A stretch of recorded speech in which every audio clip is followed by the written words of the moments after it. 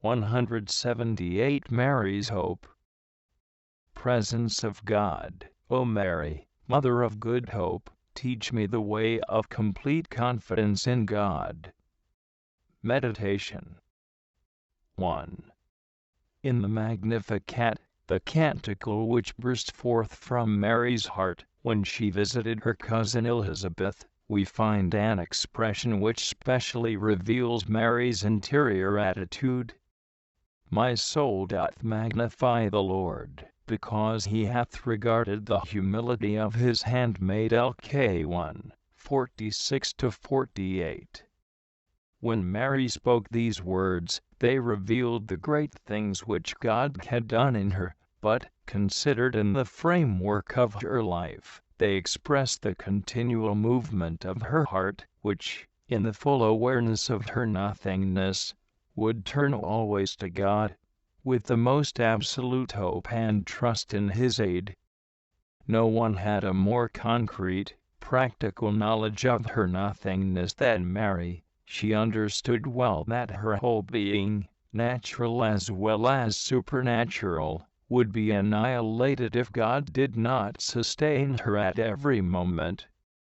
She knew that whatever she was, and had, in no way belonged to her, but came from God, and was the pure gift of His liberality. Her great mission and the marvelous privileges which she had received from the Most High did not prevent her from seeing and feeling her lowliness. But far from disconcerting or discouraging her in any way, as the realization of our nothingness and wretchedness often does to us, her humility served as a starting point from which she darted to God, with stronger hope. The greater the knowledge of her nothingness and weakness became, the higher her soul mounted in hope. That is why, being really poor in spirit, she did not trust in her own resources, ability, or merits, but put all her confidence in God alone. And God, who sends the rich away empty, and fills the hungry with good things, compare Lk 1, 53, satisfied her hunger, and fulfilled her hopes, not only by showering His gifts on her, but by giving Himself to her in all His plenitude. 2. Mary's hope was truly absolute.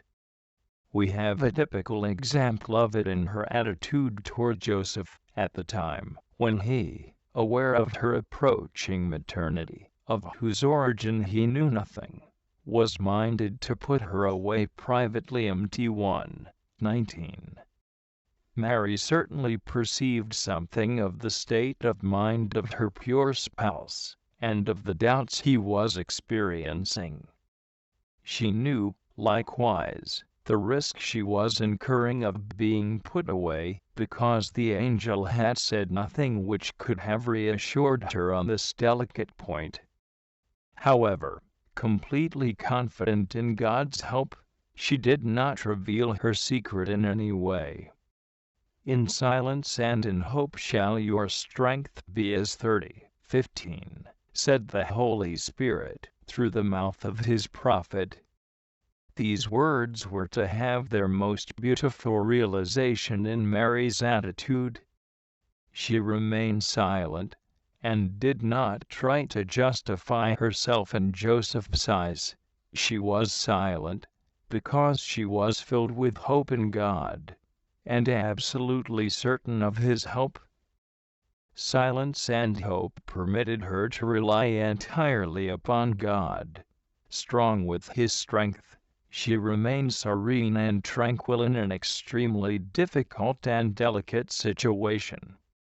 We also hope in God, but our hope is not absolute like Mary's. Lacking her complete reliance on the divine assistance, we always feel the need of resorting to many little personal expedients to obtain some security, some human support. However, everything human is uncertain. If we base our hopes on these things, it is quite natural that we shall be constantly disturbed and anxious. By her silent hope, the Virgin Mary shows us the only way to real security, serenity, and inner peace, even in the most difficult circumstances, the way of total confidence in God. In te Domine speravi, non confundere in aeternum, in thee, O Lord, have I hoped, let me not be confounded forever, te Deum. No, God will never disappoint us if we hope in Him, just as He sent an angel to Joseph to reveal the mystery of Mary's maternity. He will always find a way to help and sustain a soul who entrusts itself wholly to Him. Colloquy. O Mother of Holy Love, our life, our refuge, and our hope, you well know that your Son Jesus, not satisfied with being our perpetual advocate with the Eternal Father, has willed that you also should implore divine mercy. For us I turn to you, then, hope of the unfortunate, hoping by the merits of Jesus, and by your intercession, to obtain eternal salvation.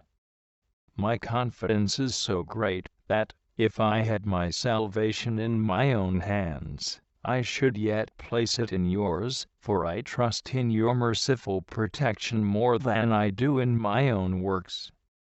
O my Mother and my hope, do not abandon me. The pity you have for sinners, and your power with God are greater than the number and the malice of my faults. If all should forget me, do not you forget me, Mother of the omnipotent God.